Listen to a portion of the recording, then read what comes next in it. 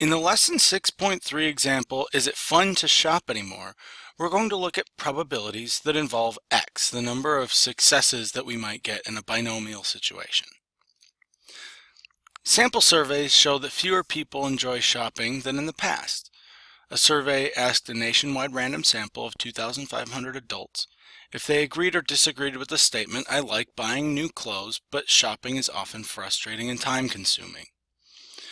Suppose exactly 60% of U.S. adults would say that they agree to the same question.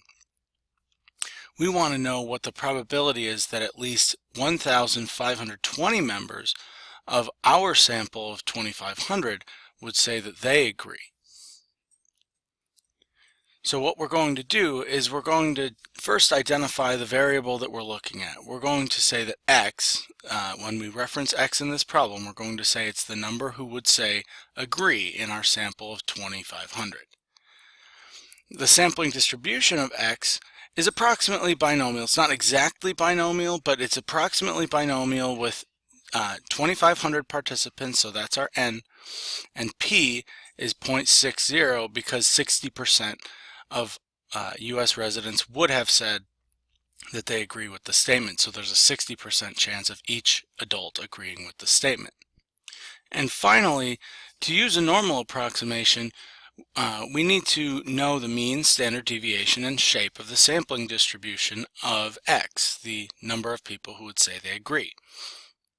The mean is N times P because we're dealing with something that's binomial. And the standard deviation is the square root of N times P times 1 minus P. So let's just calculate those numbers right off the bat.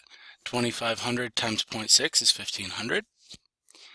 And the standard deviation is about 24.5. The shape of the distribution of X is approximately normal.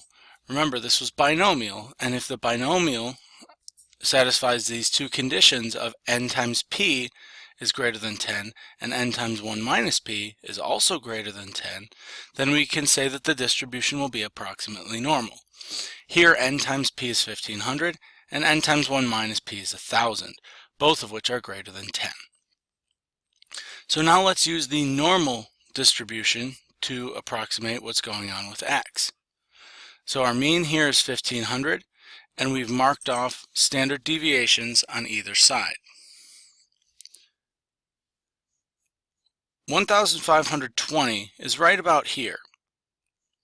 And so what we want to do is calculate that z-score that corresponds to 1,520 and calculate the probability that it falls above this number. We find the z-score to be positive 0.82. And using table A, we can find the probability that our z is at or above 0.82 as being 0.2061. So there's about a 20% probability that if 60% of the population says that they agree with the statement, that we'll get at least 1,520 people in our sample saying that they agree with that same statement. If you'd like to try an exercise like this in your book, you can try exercise 9 in this section.